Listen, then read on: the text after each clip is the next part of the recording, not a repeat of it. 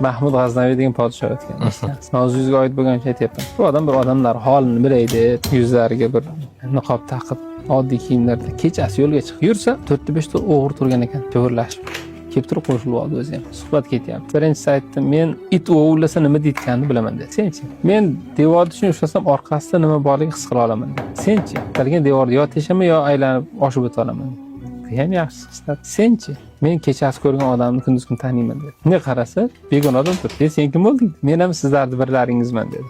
Xo'p, sen nima hunaring bor? Men sizlarga o'xshab zo'r hunarim yo'q, lekin podsho birovni o'limga hukm qilsa, dori tagida bo'lsa, men soqolim bunday qimirlatib qo'ysam, shu tirik qoladi dedi. Seni hislating hammamizga zo'r ekan, sen biz ulug'imiz ekansan-ku dedi. Eng kerak odam ekansan, ketdik. Qayerdan boramiz? Mahmud G'aznaviyning xazinasini o'maramiz. Endi saroyga kirib kelyapti. Podshoni o'z ichida it o'g'irlab qoldi-yu.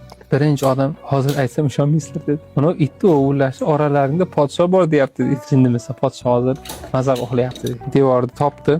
Xazina mana shu orqasidan teshdi, kirdi, hammasini olishdi. Mahmud G'aznaviy ham qo'shilib, har bittasi tarqalayotgan payt uyiga bitta qo'yib keldi. Eng oxiri o'zi keldi. Uylarini bilib oldi, beliga qo'yib qo'ydi va ertalab bo'ldi. Ertalab hammani yig'didan saroy ayonlarini kechqurun mazaq uxlayotgan paytlar biz xazinamiz olib ketdik. Tashqarilarga buyruq berdi, falon joylarga borasizlar, olib kelasiz. Hammani olib keldi. 4 ta odam dori tagida. Nima taraklaring bor deydi. 3 tasi dag'daq qaltiryapti. Bittasi o'ta xotirjam qarab turib podsho. O'sha xotirjam qarab turgan kim edi desa, kechqurun ko'rgan odam kunduz ham taniyman degan odam. Ichida podsho borligini bilgan odam. Podshoga qarab aytdiki, oxirgi tilagimiz kecha hamma o'zini hunarini ko'rsatdi. Bugun endi 5-odamni navbati. Bir soqolni silab qo'yadigan vaqt kelmadimi ekan dedi. Keyin lafz masalasi bu yerda erkaklik masalasi ketyapti.